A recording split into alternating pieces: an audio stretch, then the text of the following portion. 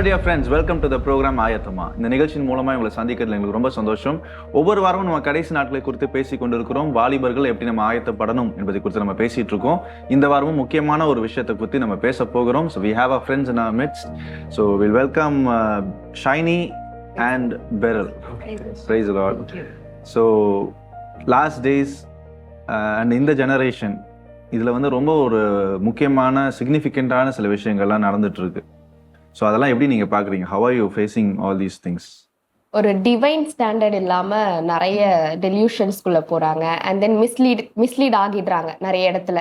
இப்போது எப்படி சொல்கிறது, ஃபார் எக்ஸாம்பிள் காட்லி வேல்யூஸ்னு ஒன்று இருக்கும்ல, பட் அதை தாண்டி இல்லை இது கரெக்டு தான், இது வந்து லைக் வேர்ல்ட்லி வந்து நான் இது வந்து கரெக்ட் நியாயமாக எனக்கு தோணுது அப்படின்னு சொல்லிட்டு ஒரு சில வேஸில் வந்து மிஸ்லீட் ஆகிடுறாங்க.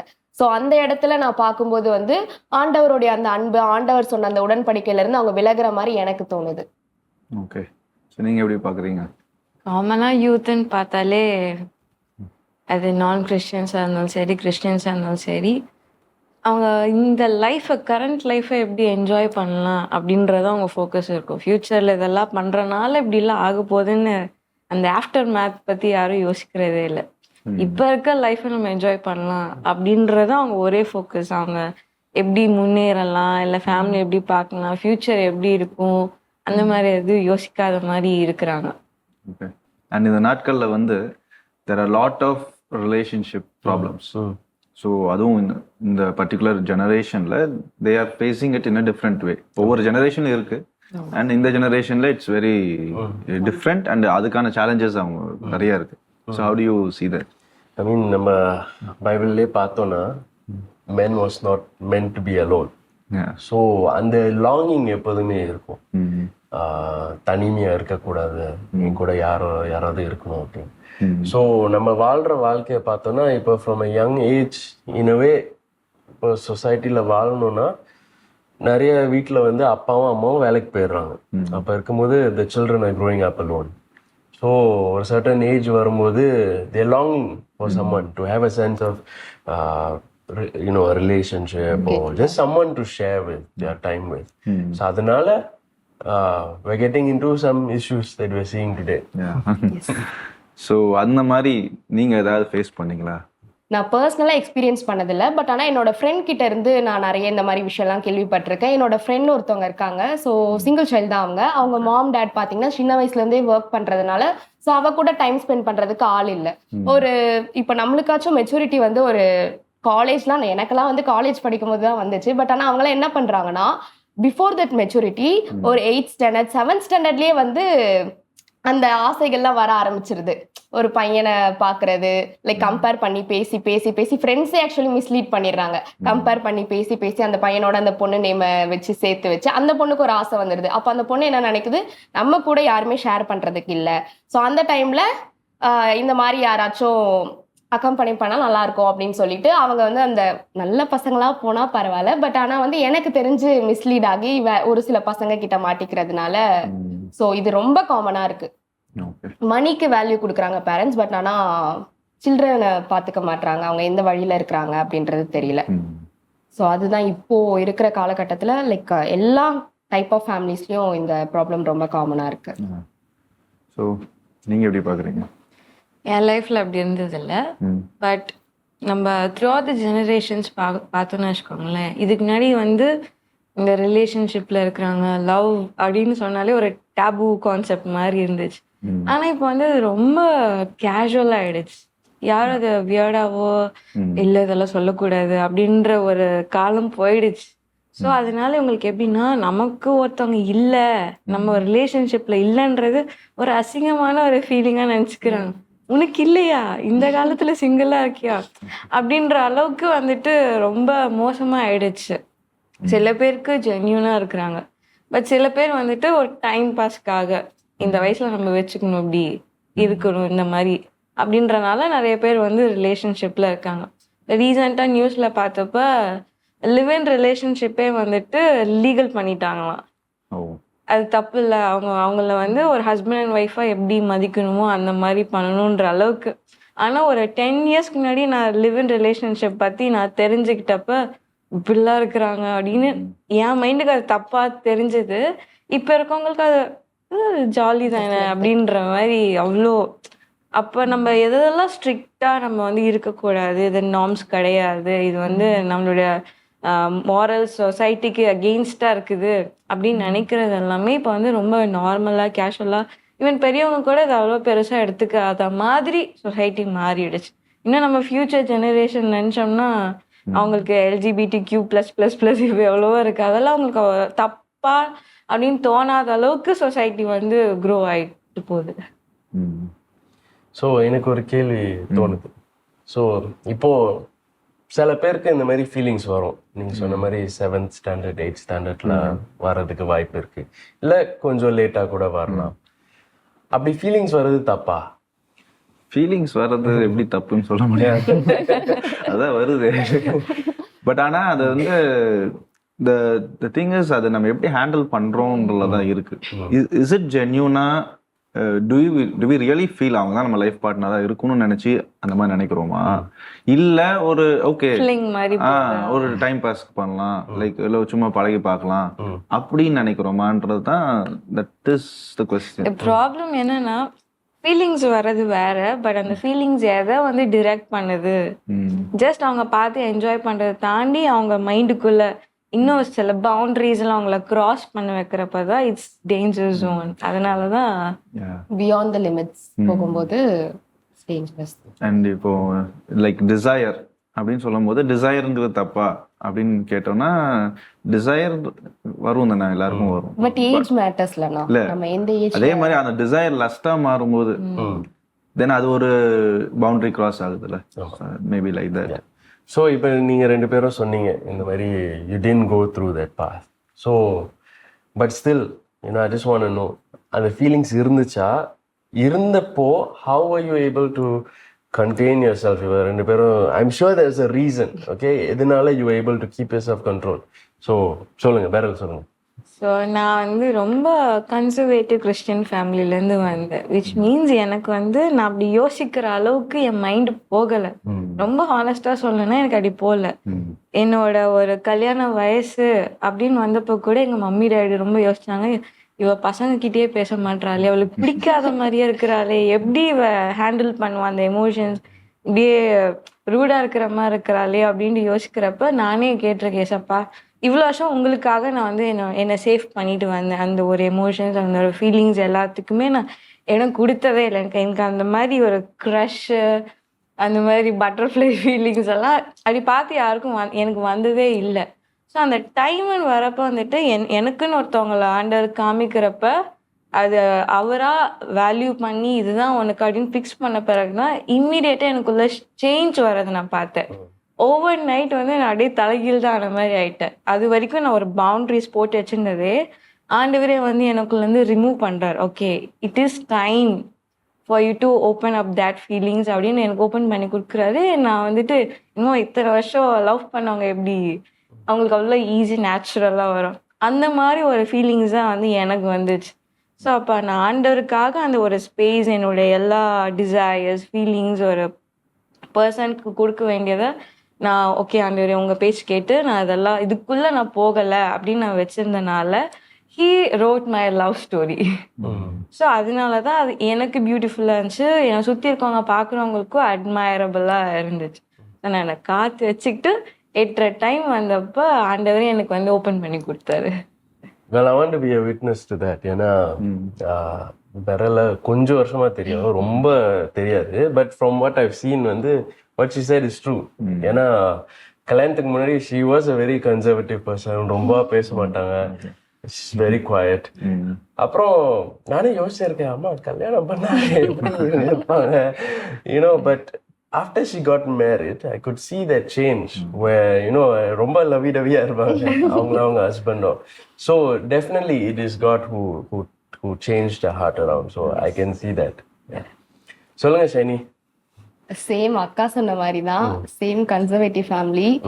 டேடி பாஸ்டரா இருக்கிறதுனால சின்ன வயசுல இருந்தே சொல்லி கொடுப்பாங்க. என்னன்னா நான் ஒரு 7th ஸ்டாண்டர்ட் படிக்கும் போதுல இருந்து எனக்கு சொல்லி கொடுப்பாங்க, நீ வந்து லவ்லாம் பண்ணக்கூடாது அப்படின்னு அவங்களும் சொல்லி கொடுத்தாங்க. அண்ட் தென் வந்து நான் எங்கள் கிளாஸில் வந்து லைக் கோஎட்ல படிக்கிறதுனால யூஸ்வலாக அந்த ஃபீலிங்ஸே வராது.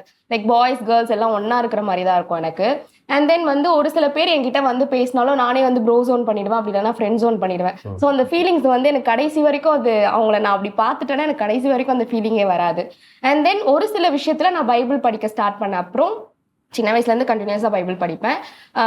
ஒரு 3 times 4 times நான் படித்து முடிச்சதுக்கப்புறமும் திரும்பியும் படிச்சுட்டே இருப்பேன். அப்போ வந்து ஏசப்பா வந்து எனக்கு சொல்லுவார், சம்டைம்ஸ் நான் கொஞ்சம் மிஸ்லீட் ஆகுற மாதிரி இருந்தாலும் அந்த வழியில இருந்து என்கிட்ட ஒரு பர்சன் பேசுறதா இருந்தாலும் அவங்களே வந்து போயிடுவாங்க. ஸோ அப்போ வந்து நான் ஃபீல் பண்ணுவேன், ஓகே ஏசப்பா வந்து ஏதோ ஒரு காரணத்துக்காக இதை நமக்கு வச்சிருக்காரு, மேபி அது ஒரு வேற எங்கன்னா போய் முடிஞ்சிட போகுது அப்படின்னு சொல்லிட்டு ஏசப்பா எனக்கு முன்னாடியே இதை ஒரு வார்னிங் மாதிரி கொடுத்துருக்காரு அப்படின்னு சொல்லிட்டு நான் இது பண்ணுவேன். பட் ஆனால் அந்த மாதிரி யார்கிட்டயும் நான் பேசினது கிடையாது. என்னோட ஃப்ரெண்ட்ஸ் அந்த சர்க்கிள்குள்ள மட்டும்தான். சர்ச்சஸ்ல கூட யார்கிட்டயும் அவ்வளவா பேச மாட்டேன். லைக் ஐ மீன் என்னோட ஆப்போசிட் ஜெண்டர்னாலே நான் அவ்வளவா பேச மாட்டேன். அண்ணா அப்படின்னா நல்லா பேசுவேன், மற்றபடி யார்கிட்டயும் பேச மாட்டேன். சின்ன வயசுல இருந்து அவங்க பார்த்து பழகி இருந்தாலும் எனக்கு என்னவோ அது தோணாது அவ்வளவா பேசணும். ஸோ இவங்க 2 பேரும் என்னன்னா அந்த எக்ஸ்ட்ரீம்ல இருக்காங்க. அது போன எபிசோடுக்கு இது ரொம்ப அப்படியே பசங்களுக்கு கூப்பிட்டுருக்கணும். மேபி அடுத்த எபிசோட்ல பார்க்கலாம். பட் என்னன்னா யூசி இந்த மாதிரி ஒரு ஃபீலிங்ஸ் வர்றதுல வந்து அந்த ஏஜ்ல வருது, it's normal. Okay, it's completely normal. சில பேருக்கு வருது, அவங்களால கண்ட்ரோல் பண்ண முடியுது, சில பேரால முடியல. ஓகே, நான் ஒன்று they cannot control themselves. Number 2, இல்லை என் ஃப்ரெண்ட்ஸ்க்கு எல்லாம் இருக்கு, அதனால அந்த பியர் ப்ரெஷர்னால எனக்கும் ஒரு கேர்ள் ஃப்ரெண்ட் இருந்தா, ஒரு பாய் ஃப்ரெண்ட் இருந்தா, சரி நம்மளும் எல்லாரும் நம்மளை பத்தி பேசுவாங்க அப்படின்னு. நான் ஸ்கூல்ல படிக்கும் போது அப்படிதான். You know my group of friends என்னன்னா ஒரு காசிப் டைம் மாதிரி இருக்கும். அந்த பிரேக் டைம்ல எல்லாம் தெரியுமா நான் இவட்ட பேசிட்டு அப்புறம் அப்படியே அவங்களே சைலண்டா ப்ரோக்ரஸ் பண்ணிட்டு போயிருப்பாங்க. திடீர்னு அடுத்த அப்டேட் வரும்போது அவ்வளோ இது you know. So it's just peer pressure.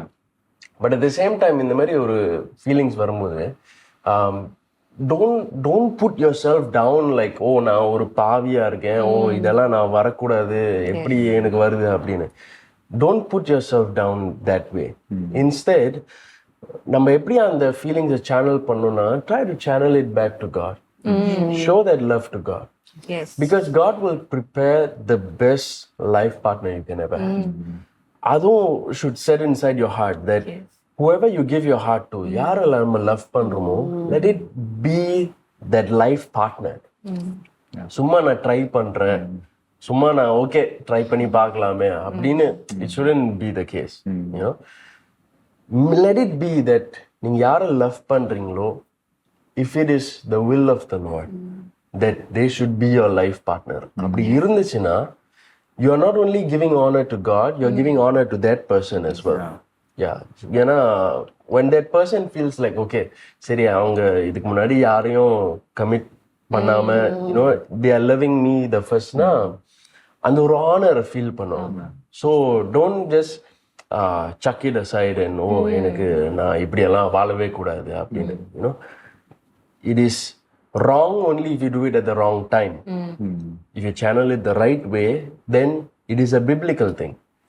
So அது வந்து we should have it in our hearts. So அதே மாதிரி இந்த ஃபீலிங்ஸை வந்து டைசெக்ட் பண்ண தெரிஞ்சுக்கணும். Like is it leading in a bad way, லஸ்ட்ஃபுல்லாக போகுதா, இல்லைன்னா what is actual intention. So நம்மளே நம்ம செல்ஃப் அனலைஸ் பண்ணி பார்க்கலாம். What are we actually going through. So இதெல்லாம் ஒரு டிசைட் பண்ணுறதுக்கு முன்னாடி நீங்கள் சொன்ன மாதிரி அந்த லைஃப் பார்ட்னராக இருக்கணும்னு டிசைட் பண்ணுறது தான் it's best thing to do. அது இல்லாமல் தென் ஓகே டைம் பாஸ்க்கு இந்த மாதிரிலாம் இட்ஸ் ஆல் அது கரெக்டான இன்டென்ஷன். பட் ஆனால் இப்போ அதுதான் நான் ட்ரெண்டு, கேஷுவல் டேட்டிங், கமிட்மெண்ட்ஸே வேணாம் அப்படின்ற மாதிரிலாம் இருக்காங்க. பட் ஆனால் இந்த சொசைட்டி வந்து நிறைய விஷயங்களை வந்து சேஞ்ச் பண்ணிக்கிட்டே இருக்கு, காம்ப்ரமைஸ் பண்ண நார்மலைஸ் பண்ணுது. பட் அதெல்லாமே வந்து தென் ஒரு ஹார்ட் ப்ரோக்கன் சிச்சுவேஷன்ஸ் வரும். தென் அப்புறம் தேவதாஸ் மாதிரி கொஞ்ச நாள் சுத்தம், அதுமே இப்பெல்லாம் கொஞ்ச நாள் தான் சுத்தினாங்கன்னு நினைக்கிறேன்னா. ஸோ அதெல்லாமே அந்த வேல்யூ நீங்க சொன்ன மாதிரி ஹானர் பண்றது, ஹானரிங் அ மேரேஜ் லைஃப் பார்ட்னர். ஸோ அதெல்லாமே அந்த வேல்யூ குறைக்கிறதுனால தான் தென் இந்த மாதிரியான ஒரு நார்மலைஸ் பண்ணி கேஷுவல் ரிலேஷன்ஷிப்ஸ்க்கு ரொம்ப இடம் போகுது. ஸோ ஃபியூ எபிசோட்ஸ் பேக் நான் ஷேர் பண்ணியிருப்பேன். ஐ திங்க் எங்கள் ஒய்ஃப் வந்து she was growing up as a teenager, அவங்க அப்பா வந்து சொல்லியிருக்காங்க that you should save your heart for who your life partner is going to be. So அப்படி இருந்தனால அந்த அந்த மைண்ட் அவங்க செட் பண்ணிட்டாங்க. சரி ஓகே, என்னுடைய ஹார்ட் அண்ட் என்னுடைய ஃபீலிங்ஸ், என்னுடைய love, I'm going to save it for my future husband அப்படின்னு. ஸோ லாட்ஸ் ஆஃப் பீப்புள் அவங்களுக்கு வந்து அந்த தாட் இருக்கு, நான் வந்து என் ஹார்ட்டை சேவ் பண்ணுவேன் அப்படின்னு. பட் த்ரூ டிஃப்ரெண்ட் சிச்சுவேஷன்ஸ், சைல்ட்ஹுட்ல ஏதாவது ட்ராமா இருந்திருக்கலாம். ஃபார் எக்ஸாம்பிள் அவங்க பேரண்ட்ஸ் வந்து ஒன்று நிக்லெக்ட் இருக்கலாம், பிள்ளைங்களை அவ்வளோ டைம் கொடுத்து பார்க்காம இருந்திருக்கலாம், இல்லை வேற ஏதாவது சிச்சுவேஷன்ஸ் இருந்திருக்கலாம். அதனால சரி ஐ நீட் அ கம்பேனியன் அப்படின்னு அதுக்குள்ள வராங்க. அப்படி வரும்போது for girls, okay, what kind of advice you will give them? இல்லை எப்படி அவங்கள கைட் பண்ணீங்க? what do you think would be the way for them to overcome such a situation? நான் ஒரு ஃப்ரெண்டு, என்னோட ஃப்ரெண்ட் தான், க்ளோஸ் ஃப்ரெண்டு. ஸோ அவங்க வந்து என்ன பண்ணுவாங்கன்னா, ரிலேஷன்ஷிப் வந்து கொஞ்சம் டேஸ் வந்து ஒருத்தவங்க கூட இருப்பாங்க, அங்கே பிரேக்கப் பண்ணிட்டு இன்னொருத்தவங்க, அவங்களும் என் கிளாஸ்மேட், அவங்க கூட போயிடுவாங்க. ஸோ இங்கே வந்து சைமல்டேனியஸாக அதை பண்ணிகிட்டே இருப்பாங்க மாற்றி மாற்றி. ஸோ கிளாஸில் வந்து என்ன சொன்னாங்க, இந்த பொண்ணுக்கிட்ட பேசாத அப்படின்னு சொல்லிட்டாங்க. ஸோ அப்போ நான் என்ன சொன்னேன்னா, ஜட்ஜ் பண்ணுறதுக்கு நான் ஒன்றும் காட் கிடையாது. ஸோ அதனால யாரும் பேசலனாலும் நான் பேசுவேன். ஸோ அந்த பொண்ணு வந்து ஒரு லைக் நான் பார்க்கும்போது அவளுக்கு வந்து அம்மா கிடையாது. ஸோ அந்த லவ் வந்து அவளுக்கு கிடைக்கவே இல்லை. அவங்க அப்பாவும் ஒரு டாக்டர், அவங்களுக்கு வந்து 4 brothers இருக்காங்க. ஸோ அவங்க எல்லாருமே வேற வேற ஏரியாவில் இருக்கிறதுனால அவள் வந்து லைக் ஒரு அலோனாக தான் இருப்பா, எப்பவுமே லோன்லியாக தான் இருப்பா. ஸோ அப்போதான் நான் புரிஞ்சுக்கிட்டேன், ஓகே இவ தனியாக இருக்கிறதுனால தான் இந்த மாதிரி தப்பு பண்ணிட்டு இருக்கா, இவளுக்கு சொல்லி தரதுக்கு யாருமே இல்லை, இந்த மாரல் வேல்யூஸ் ஜென்ரலாக சொல்லி கொடுக்கறது கூட யாருமே இல்லை அப்படின்றதுனால நான் அவகிட்ட போய் பேசுவேன். பேசும்போது அவகிட்ட வந்து அவளுக்கு ஏசப்பாவை பர்சனலாக பிடிக்கும் போல, என்கிட்ட வந்து இந்த சோசன் சீரியஸை பற்றிலாம் பேசிட்டே இருப்பா. ஸோ அப்போ நான் வந்து சொல்லியிருந்தேன், நீ வந்து இதெல்லாம் பார்க்கறத விட ஒரு பிரேக் எடுத்துக்கோ, இந்த ஏஜ் வந்து உனக்கு வந்து like you are not matured enough அப்படின்னு சொல்லிட்டு நான் சொல்லியிருந்தேன். நீ இந்த டைம்ல வந்து இது எல்லாத்தையுமே ஹேண்டில் பண்ணணும் அப்படின்றது உனக்கு அவசியமே கிடையாது. Because you have everything. நீ உன் கையில வச்சுக்கிட்டு எல்லாத்தையுமே வச்சுக்கிட்டு எதுக்கு இதெல்லாம் பண்ணிக்கிட்டு உன் பேரை எதுக்கு நீ ஸ்பாயில் பண்ணிட்டு இருக்க அப்படின்னு சொல்லிட்டு நான் சொன்னேன். சொல்லிட்டு இந்த இதை வந்து கொஞ்சம் பிரேக்ல இருமா, உடனே வந்து இங்கேயும் போகாத அங்கேயும் போகாத, கொஞ்சம் டைம் எடுத்துக்கிட்டு ஆஃப்டர் ஒரு 23 அந்த மாதிரி உனக்கு ஏஜ் வரும்போது நீயே யோசிப்பச்சா நம்ம இதெல்லாம் பண்ணியிருக்கோம், அப்போ உனக்கு ஒன்று நினைச்சு நீயே சிரிக்க தோணும் அப்படின்னு சொல்லிட்டு now she is in the good way. நான் ஓரளவுக்கு அவகிட்ட பேசி இப்போ யார்கிட்டயும் அவள் பேசுறது இல்லை, அந்த மாதிரிலாம் யார்கிட்டயும் பழகிறது இல்லை. லைக் ஒரு சேஞ்ச் இருக்கு அவக்குள்ள. அப்பப்போ ஏசப்பாவை பத்தி சொல்லுவா. இன்னைக்கு காலையில வரும்போது கூட எனக்கு ஒரு ரீல் ஷேர் பண்ணியிருந்தா ஏசப்பாவுடைய லவ் பத்தி. ஸோ அந்த வசனம் எனக்கு பேசின மாதிரி இருந்துச்சு அப்படின்னு சொல்லும்போது எனக்கு ஒரு சந்தோஷம். பரவாயில்ல அந்த பொண்ணு, ஆனா லைக் எல்லாரும் அவளை ஜட்ஜ் பண்ணும்போது கூட எனக்கு அப்படி ஜட்ஜ் பண்ணணும்னு தோணலை. ஏன்னா பிகாஸ் அவளுக்கு யாருமே சொல்லி கொடுக்கறதுக்கு ஆள் இல்லை. ஸோ நம்மளாச்சும் அவளுக்கு ஹெல்ப் பண்ணணும், இதை எப்படியாச்சும் ஓவர் கம் பண்ணறதுக்கு ஹெல்ப் பண்ணணும் அப்படின்னு சொல்லிட்டு ஒரு நல்ல எண்ணத்துல தான் நான் ஹெல்ப் பண்ணேன். பட் ஆனால் now she is in the good way அப்படின்னு நினைக்கும் போது எனக்கு ஒரு சந்தோஷமா இருக்கு. ஸோ ஒன் கொஸ்டின் லேடிஸ் எல்லாம் பார்த்து கேட்கணும்னு நினச்சா, to you see yourself 50 years later living a life with him அப்படின்ட்டு அதில் வந்துட்டு ஆமா அப்படின்னு வந்துச்சுன்னா they can proceed. ஆனால் ஒரு 5 days தாண்டியே போக முடியல, 5 minutes தாண்டியே கிராஸ் பண்ண முடியலன்னா it's a big red mark தாங்க. ஏன்னா ஒரு ஃபியூச்சர் அவங்க கூட ஷேர் பண்ண மாட்டோம் அப்படின்னு நினச்சோம்னா it's not worth it, right? ஏன்னா எனக்கும் ஒரு ஃப்ரெண்டு இருந்தாங்க, I told her he is not the right person. ஏன்னா பார்க்குறதுக்கு ஒரு ஒரு நல்ல பையன் மாதிரி இல்லை. ஏன்னா he was into politics. But இவன் வந்து ரொம்ப ஹோம்லியாக ரொம்ப இன்னசென்ட்டாக இருக்கிற பொண்ணு. பட் எப்படியோ அவன் மேலே விழுந்துட்டா.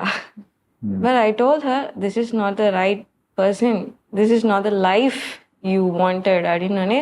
But she fighted against me. அது ரொம்ப வருஷம் அப்படியே இப்படி போய் கடைசியில் he cheated on her with her best friend. So இந்த மாதிரிலாம் போகிறப்ப அப்போ வந்து she told me I should have listened to you that day. அந்த மாதிரி யங் லேடிஸ் வந்து, ஏன்னா அது வந்து வயசு வந்து இப்படி அலப்பாஞ்சிக்கிட்டே இருக்கும். அந்த கிளாஸில் வந்து அவன் அழகாக தெரிவான். 3 years கழிச்சு ஆஃபீஸ் போவாங்க, அங்கே சீனியர்ஸ் யாராச்சும் அழகாக தெரிவாங்க, ரொம்ப அட்ராக்டிவாக இருப்பாங்க. அங்கே தாண்டி வேறு கம்பெனி போனால் அங்கே யாராச்சும் தெரிவாங்க. ஸோ அந்த ஒவ்வொரு இயர்ஸ் போக போக யாரோ ஒருத்தவங்க வந்து அழகாக தெரிஞ்சுக்கிட்டே தான் இருப்பாங்க. அவங்க ஹார்ட் இவங்க வேணும் அப்படின்னு சொல்லிக்கிட்டே தான் இருக்கும். பட் ஆனால் இவங்க தான் ஒரு ஹஸ்பண்டாக வேணும் அப்படின்னா அவங்க வந்து நிற்பாங்க. இல்லை நான் இந்த வயசுக்கு இப்படி சும்மா என்ஜாய் பண்ணிக்கிறேன் அப்படின்னு நினச்சாங்க அப்படின்னா அது கண்டிப்பாக தேவையில்லை. நாங்கள் ஃப்யூச்சர் அவங்களோட பார்க்குறாங்க, கிறிஸ்டியனாக இருந்தாங்கன்னா இஃப் அந்த ஒரு டிசையர் வந்துட்டு ஆண்டவருடைய சித்தத்துக்கு ஏற்ற மாதிரி வந்துச்சுன்னா they can proceed for. But அதுவுமே ஒரு லிமிட்டில் தான் இருக்கணும். ஆல்சோ 2 பேரும் ரொம்ப அழகாக ஷேர் பண்ணாங்க some advice for the girls. But யாரெல்லாம் நீங்கள் பார்க்குறீங்களோ just want to say that life is all about seasons. உங்கள் வாழ்க்கையில் நிறைய சீசன்ஸ் இருக்கும். But the one thing that stays permanent is your family and your life partner. So ஒரு teenage வயசில் youth வயசில் இந்த மாதிரி ஃபீலிங்ஸ் வந்தால் கூட ட்ரை டு மேக் ஷுர். பெரல் கூட நல்ல ஒரு பாயிண்ட் சொன்னாங்க. ஒரு 50 years கழிச்சு do you see this person உங்களுடைய லைஃப் பார்ட்னராக இருப்பாங்க அப்படின்னு சில உங்கள் ஹார்ட்டில் சில சேஃப் கார்ட்ஸ் அப்படியே வச்சுக்கிட்டிங்கன்னா then you can channel your feelings in the right way. So remember எப்படி நம்ம வந்து ஆண்டவரை ஆனர் பண்ணுறோமோ, அவரை எவ்வளோ லவ் பண்ணுறோமோ, அதே போல் honor the person that you're going to live with. அதனால guard your heart and just remember it's not a sin, it's not anything wrong to have the feelings. whether கரெக்டான பர்சன்ட்ட கரெக்டான டைமில் we can channel it to them so that they will also feel that same honor. கண்டிப்பாக. So definitely இந்த program உங்களுக்கு பிரயோஜனமாக இருந்திருக்கும் அப்படின்னு நான் நம்புகிறோம். அண்ட் ஆல் தீஸ் திங்ஸ் நம்ம பேசுனது எல்லாமே வந்து take time to analyse your life. உங்கள் லைஃப்பை இன்னைக்கு எப்படி இருக்கும், எந்த பாத்தில் போயிட்டுருக்கோம், are we going on the right path, இது ஆண்டருக்கு சித்தமாக இருக்கா, ஆண்டருக்கு பிரியமாக இருக்கா. ஸோ இந்த விஷயங்கள்லாம் நம்ம அனலைஸ் பண்ணும்போது டெஃபினட்டாக God will guide us the right path. God bless you all. See you all next time.